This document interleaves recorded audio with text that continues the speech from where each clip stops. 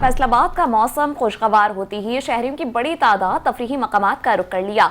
बच्चे भी फैमिलीज के हमरा पार्क में आकर खुश दिखाई दे रहे हैं। इसी हवाले से पूछ लेते हैं अपने नुमाइंदे सलमान सामी से, जो इस वक्त पार्क में मौजूद हैं। जी सलमान सामी, बताइएगा कि किस तरीके से एंजॉय कर रहे हैं लोग।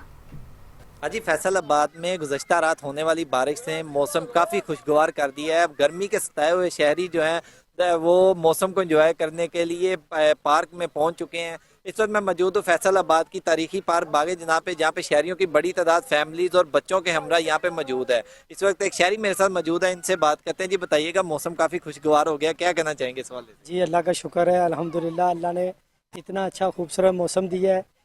इतनी गर्मी 5-7 दिन से इतनी गर्मी पड़ रही है, कल से अल्लाह ने इतनी रहमत की है, इतनी बारिश हुई है। अल्लाह का शुक्र है, अल्हम्दुलिल्लाह। अभी मौसम को एंजॉय कर रहे हैं। मेरी बेटी भी है मेरे साथ है, एंजॉय करने के लिए आई हुई है। इस वक्त एक छोटी बच्ची भी मेरे साथ मौजूद है, इनसे भी बात करते हैं। बताओ कैसा लग रहा है बाहर आके? अच्छा, कितना अच्छा लग रहा है?